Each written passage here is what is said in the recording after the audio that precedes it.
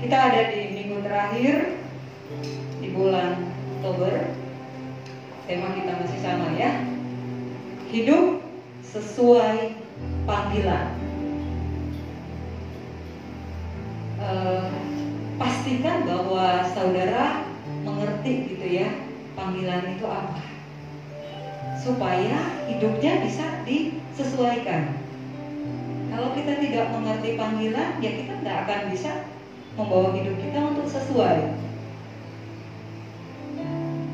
Jadi hidup sesuai panggilan. Tadi pagi kita sudah membahas ini, bahwa kenapa ada panggilan, karena kita semua telah berdosa, kita semua telah kehilangan kemuliaan Allah, kita terpisah jauh dari Tuhan. Jadi Dia perlu memanggil kita untuk kembali kepadanya. Nah, ketika kita datang meresponi panggilan Tuhan, udah ada nih, dan kita diharapkan untuk menyesuaikan. Dan mungkin menjadi sesuatu yang tidak mudah bagi kita. Setelah sekian tahun kita jadi orang Kristen, kita jadi anak Tuhan, tapi kok rasanya nggak sesuai gitu. Kok rasanya nggak cocok-cocok, nggak pas-pas gitu. Kan kata arti sesuai yang pas, sama gitu ya, cocok, sepadan. Kok saya ya udah lama jadi orang Kristen kok ya gini-gini aja gitu ya. Kemarin habis dengar firman Tuhan, bagaimana mengendalikan marah, kok hari ini saya marah-marah. Wah, kapan sesuainya gitu ya, kira-kira seperti itu gitu ya. Nah, mungkin menjadi pergumulan khusus kita. Ini kenapa ya, kok susah banget. Susah sekali membawa hidup kita untuk benar-benar sesuai dengan panggilan Tuhan. Karena yang kita tahu bahwa Tuhan memanggil kita menjadi orang-orang kudusnya, Tuhan memanggil kita menjadi orang-orang saleh, Tuhan memanggil kita dari gelap kepada terang. Ya, kita yang tadinya bukan umat Tuhan, kita dipanggil menjadi umatnya. Nah, di tempat inilah kita mau belajar bagaimana supaya sesuai.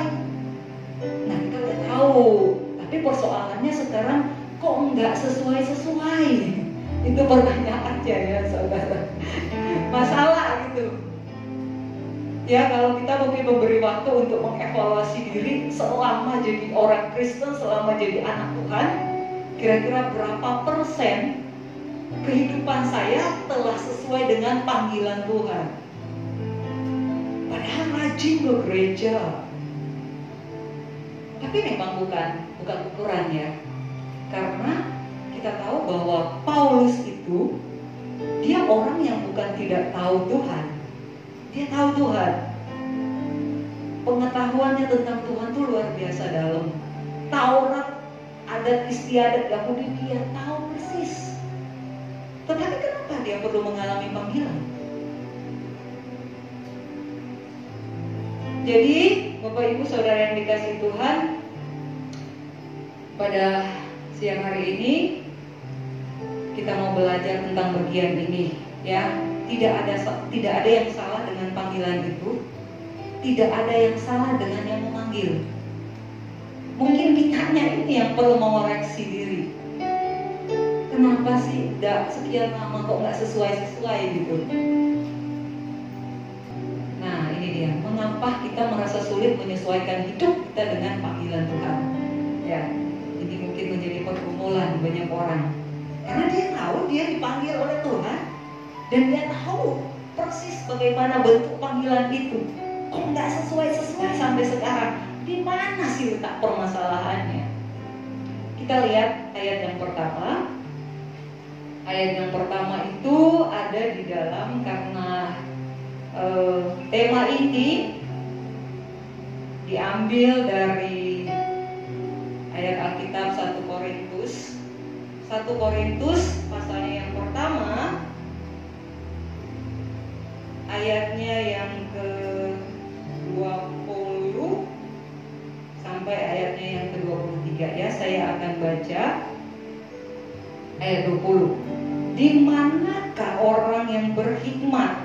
Di manakah ahli Taurat? Di manakah pembantah dari dunia ini? Bukankah Allah telah membuat hikmat dunia ini menjadi kebodohan? Oleh karena dunia dalam hikmat Allah tidak mengenal Allah oleh hikmatnya, maka Allah berkenan menyelamatkan mereka yang percaya oleh kebodohan pemberitaan Injil. Orang-orang Yahudi menghendaki tanda dan orang-orang Yunani mencari hikmat. Tetapi kami memberitakan Kristus yang disalibkan. Untuk orang-orang Yahudi suatu batu sandungan, dan untuk orang-orang bukan Yahudi suatu kebodohan.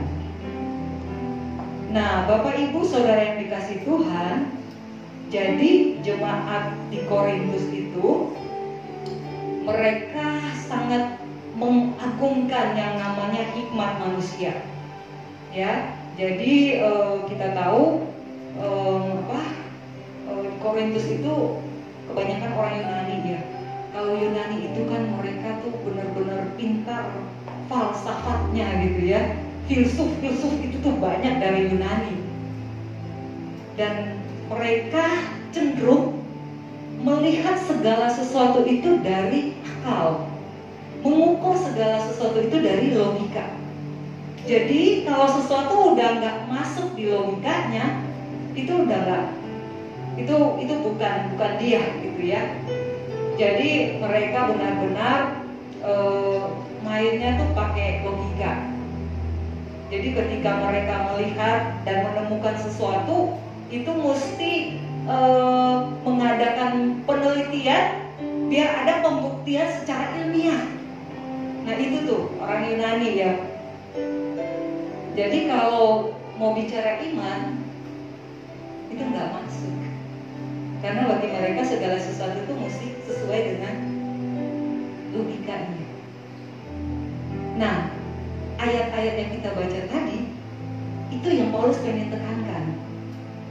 Bahwa sekalipun mereka memandang sebuah kebodohan tentang pemberitaan salib, karena kan mereka pikir itu benar-benar nggak masuk akal. Masa orang yang digantung di kayu salib itu dia menang? Itu kan pertanda kekalahan. Itu kan masuk akal. Jadi bagi mereka pemberitaan salib itu sebuah kebodohan. Nah, saudara yang dikasih Tuhan, kenapa kita merasa sulit menyesuaikan hidup kita dengan panggilan Tuhan? Itu terjadi ketika kita mulai melihat hidup ini dari sudut pandang hikmat manusia. Jadi ketika kita mulai menilai keadaan hidup ini dari sudut pandang logika kita sebagai manusia, kita akan mulai merasa sulit untuk menyesuaikan hidup kita dengan panggilan Tuhan. Mengapa tidak? Karena ketika kita meresponi panggilan Tuhan dan kita hidup di dalam Tuhan, ketika ada orang yang menyakiti kita, kita diminta mengampuni. Gak masuk akal, lebih enak balas yang lebih kejam dari itu, ya kan, secara logika, ya. Ketika ada yang mengutuk kita, kita disuruh memberkati. Kalau kita mau hidup sesuai panggilan ya, kita diminta percaya sekalipun tidak melihat. Kita diminta tetap berharap sekalipun kenyataannya tidak sesuai. Ini semua tidak masuk akal. Tetapi kalau kita mau menyesuaikan hidup kita dengan panggilan Tuhan, di tahap ini kita mesti hidup. Kita tidak lagi memandang segala sesuatu dengan ukuran logika kita. Karena ketika kita mau hidup dengan iman, logika itu tidak masuk, saudara yang kasih Tuhan. Semakin kita banyak berlogika, semakin kita susah menyesuaikan hidup kita dengan panggilan Tuhan. Tetapi semakin kita hidup dengan iman, di dalam iman kepada Kristus, semakin kita sesuai dengan panggilan Tuhan. Karena gak semua di hidup ini harus dilogikakan. Sebagai orang yang telah dipanggil Tuhan, seharusnya kita hidup dengan iman, bukan dengan pikiran kita. Jadi kita merasa sulit menyesuaikan hidup dengan panggilan Tuhan ketika kita mulai melihat hidup ini dari sudut pandang hikmat manusia. Yang kedua, Bapak Ibu Saudara yang dikasih Tuhan, kita lihat ayatnya yang jadi masih sama ya, 1 Korintus pasal 1 tadi, ayatnya yang ke-26. Dikatakan di sini, ingat saja saudara-saudara, bagaimana keadaan kamu ketika kamu dipanggil. Ingat saja. Nah, jadi kita akan merasa sulit menyesuaikan hidup kita dengan panggilan daripada Tuhan ketika kita mulai lupa. Ya, kalau kita mulai lupa, memang sih itu manusiawi ya, lupa ya. Manusiawi, dan itu sering menjadi alasan yang sangat rasanya bisa diterima gitu ya. Kalau udah lupa kita mau ngomong apa gitu ya, kira-kira begitu. Tetapi konteksnya ini dikatakan tadi, ingat saja bagaimana keadaanmu ketika kamu dipanggil. Jadi lupa yang dimaksud di sini bisa jadi itu lupa diri, lupa kaca pada kulitnya. Ya, Bapak Ibu Saudara yang dikasih Tuhan, ingat saja keadaanmu ketika engkau dipanggil. Kita adalah orang yang harusnya binasa dalam kebinasaan yang kekal. Tetapi saudara tahu ada orang yang mau menggantikan kita, sehingga kita tidak mengalami itu. Ingat saja bahwa kita hidup saat sekarang ini karena ada orang yang mau mati bagi kita. Ingat saja kita diberkati hari ini karena ada orang yang telah memberi diri terkutuk demi kita. Ingat saja kita dibenarkan hari ini karena ada orang yang menggantikan kita untuk dihukum. Ini satu pemahaman yang luar biasa, saudara dikasih Tuhan. Kalau kita ingat ini, saya pasti kita akan berusaha belajar hidup ini untuk sesuai dengan panggilan daripada Tuhan. Jadi kalau kita mulai lupa, ini akan bikin kita sulit untuk menyesuaikan hidup kita dengan panggilan. Kita lupa diri, ini saya siapa sih dulu? Saya orang yang pantas untuk binasa. Tetapi ada Tuhan yang sudah menggantikan hukuman yang seharusnya saya terima, kematian kekal yang seharusnya saya terima, tetapi itu digantikan oleh Tuhan. Nah, kalau saja kita selalu mengingat bagian ini, saya yakin kita akan berusaha untuk terus menyesuaikan kehidupan kita dengan panggilan, betapapun susahnya, betapapun beratnya. Yang ketiga, Bapak Ibu Saudara yang dikasih Tuhan, jadi kenapa kita merasa sulit menyesuaikan hidup dalam panggilan? Yang pertama tadi karena kita memandang kehidupan ini dari sudut pandang hikmat manusia. Yang kedua karena kita mulai lupa. Dan yang ketiga kita baca lagi masih di pasal yang sama. Sekarang ayatnya yang ke-29. Supaya jangan ada seorang manusia pun yang membanggakan diri di hadapan Allah. Ketika kita mulai menjadi sombong, kadang-kadang kita merasa bahwa ketika kita sudah berhasil mencapai sesuatu, kita pikir itu karena kerja keras saya, karena kebisaan saya, ya, karena pergumulan saya. Saudara tahu, sekeras apapun kita sudah bekerja sampai hari ini, jika bukan Tuhan yang memberkati, gak ada apa-apanya. Jadi jangan pernah sombong. Apapun yang sudah bisa kita capai sampai sekarang, yakinlah itu adalah kasih karunia dari Tuhan. Kasih karunia dari Tuhan. Sekarang aja mungkin kita sudah merasa bekerja keras ya, terus bisa mendapatkan apa yang kita inginkan. Nah, apalagi kalau kita melakukan itu di luar Tuhan, mungkin kerjanya akan berkali-kali lipat kerasnya. Jadi apapun yang kita terima sampai pada hari ini, jangan bikin kita sombong deh. Semua itu dari Tuhan.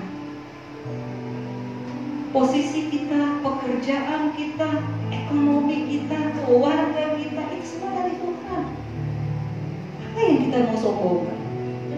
Gak ada, saudara yang kasih Tuhan. Karena memang semua itu cuma datangnya dari Tuhan. Sekalipun mungkin Anda merasa, saya udah nggak tidur gitu ya, siang malam saya kerja terus, banting tulang sampai tulang patah-patah gitu. Ya tulang dibanting-banting coba. Tapi itu semua berkat Tuhan. Jadi tidak ada alasan bagi kita untuk menjadi sombong. Jadi kalau kita mulai merasa nih ya, itu mah karena saya kerja keras, jadi saya bisa.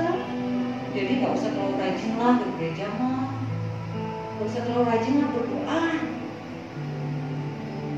Enggak ya saudaraku ya. Karena kalau kita udah kepikiran seperti itu udah tanda-tanda menuju kesombongan. Jadi marilah kita sungguh-sungguh ya, sungguh-sungguh belajar untuk menyesuaikan dengan panggilan Tuhan. Kehidupan kita disesuaikan dengan panggilan Tuhan yang memang gak mudah. Tetapi ingat ini, Bapak Ibu Saudara kasih Tuhan, 1 Korintus 1 ayat 9, Allah yang memanggil kamu kepada persekutuan dengan anaknya Yesus Kristus Tuhan kita adalah setia. Jadi Tuhan yang panggil kita nih, dia setia. Gak usah meragukan itu. Jadi di saat kita sedang berjuang, di saat kita sedang berlelah-lelah, berusaha untuk hidup kita sesuai dengan panggilan Tuhan, percayalah ada Tuhan yang membimbing kita, ada Tuhan yang menyertai setiap langkah kita. Mungkin kita ada jatuh bangunnya, ada kegagalan, tetapi yakinlah, langkahmu bangkitlah, karena ada Tuhan yang selalu mendampingi kita. Mungkin kalau cuma sesama ya, itu ada limitnya. Ada waktu dia bosan dengan kita, lu salah mulu, ya kira-kira gitu ya, lu gagal mulu. Mungkin orang ini kan bosan. Tetapi ayat ini berkata, Tuhan yang panggil kita itu setia. Ketika kita banyak mengalami kegagalan, dia tetap ada di samping kita. Mungkin dia melihat banyak keburukan hidup kita, tetapi dia tetap ada di samping kita.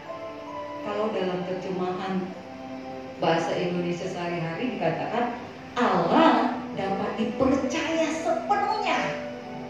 Ialah Allah yang sudah memanggil kalian untuk menjadi satu dengan anaknya, yaitu Yesus Kristus Tuhan kita.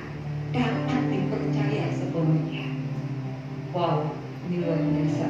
Bapak Ibu Saudara Tuhan, saya akhiri dengan kata-kata, hidup dalam panggilan tidak berarti kita tidak lagi mengalami kesulitan. Kita masih di medan perang, tetapi kita tidak harus bertarung sendirian. Nah, pastikan Bapak Ibu Saudara, engkau yang ada di tempat ini, jangan pernah tinggalkan panggilan Tuhan. Jangan pernah. Karena hidup kita akan lebih parah dari apa yang saat ini kita alami. Tetaplah di dalam panggilan itu dan belajarlah untuk menyesuaikan kehidupan kita dengan panggilan Tuhan. Kita tidak pernah sendiri. Puji Tuhan, mari kita satu dalam doa. Haleluya. Angkat hatimu kepada Tuhan, saudara yang kasih Tuhan. Tuhan tidak pernah membiarkan kita berjuang sendiri. Ketika kita dengan rela hati meresponi panggilan Tuhan, dan ketika kita dengan terbuka belajar menyesuaikan hidup kita dengan panggilan itu, kita tidak berjuang sendiri.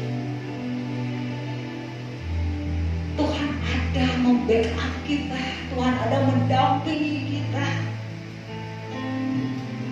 Terkadang mungkin kita merasa, Tuhan saya sudah tidak sanggup, saya merasa lelah dengan semua ini. Mari angkat hatimu dan minta Tuhan segarkan kembali. Minta Tuhan refresh lagi. Tuhan, apa berakhirnya hidup ini jika kita tidak hidup dalam panggilan-Mu, ya Tuhan. Oh, haleluya. Haleluya, Yesus.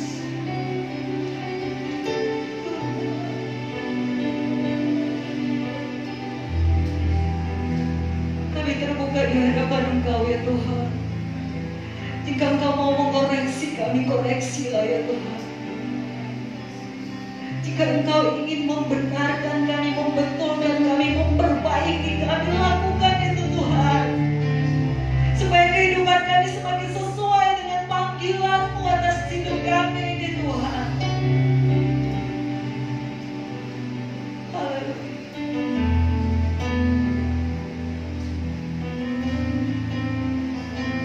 Terima kasih buat kasih-Mu ini, Tuhan.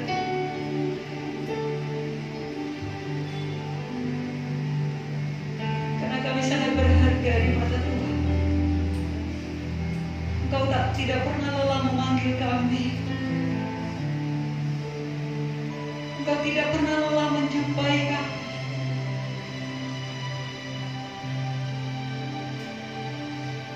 Bapa, di dalam nama Yesus, berkati setiap umat-Mu yang hadir pada siang hari ini. Engkau melihat keberadaan mereka pribadi lepas pribadi. Engkau melihat hati mereka sampai pada bagian yang paling dalam, ya Tuhan, yang tidak pernah diketahui oleh orang lain, tetapi Engkau tahu. Jamah, Tuhan. Sentuhlah, ya Tuhan. Bapa yang baik, bicaralah secara pribadi kepada masing-masing kami, Tuhan. Bicaralah secara pribadi, ya Allah. Kami sudah mendengarkan firman. Mohon, Tuhan, ini umat-Mu, Tuhan. Ini milik-Mu. Dan kami percaya Tuhan tahu apa yang harus Tuhan kerjakan. Kami percaya itu, Tuhan. Terima kasih buat kebenaran firman-Mu. Perjelas itu lebih lagi kepada masing-masing kami, sehingga kami tidak hanya berhenti pada mendengar saja, tetapi kami akan melakukan kebenaran firman Tuhan. Terima kasih banyak, Tuhan. Di dalam nama Yesus kami berdoa. Semua yang berkata